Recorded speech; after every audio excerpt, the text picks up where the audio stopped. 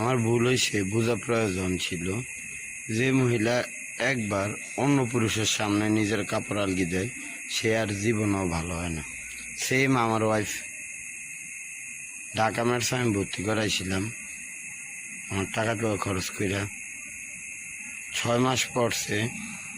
6 মাস পড়ার পর তার এক ছেলের সাথে সম্পর্কের কারণে এলাকায় নিয়ে আসছিলাম।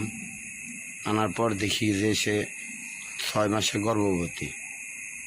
তো তারা আমি অনেক বেশি বিশ্বাস করতাম। মাপ চাওয়ার পর তারা মাপ করে দিলাম, তারা বিয়েও করলাম। তার সাথে আমার একটা ছেলে হলো, একটা মেয়ে হলো। আসলে মাগী মহিলারা জীবনও ভালো হয় না। তার মা দেহ বেসছে যৌবনকালে, তার বোন বেসছে এও যৌবনকালে, যার কারণে তার বোনের জামাই ঢাকা থেকে তার দেশের বাড়িতে পাঠিয়ে দিছে। এখন সেম তার মা তার দিয়ে আবার পুনরায় ব্যবসা করতে আছে। এই যে তার প্রমাণ। আজকে আমি দেখা করে আসলাম আর দিনে, আজকে রাত্রে 1টার সময় সে মেসেঞ্জার ওয়াইটিং অন্য পুরুষের সাথে। আসলে মার চরিত্র যেরকম, মেয়ের চরিত্র এরকমই বোঝা যায়।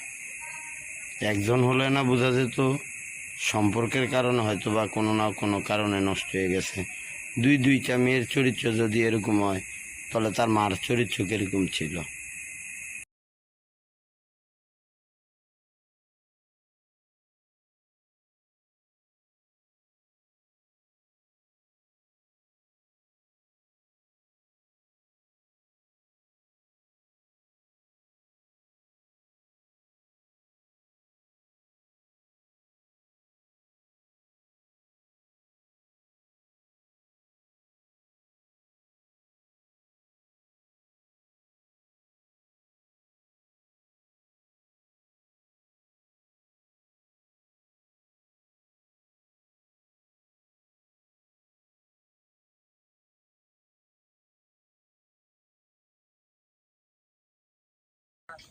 তুই 1টা 42 মিনিটে বাড়াইছ, এর আগে দিয়ে আমি তোরে কল দিছি তোর মোবাইল ওয়াইটিংয়ে, তুই মিস হচ্ছস কা?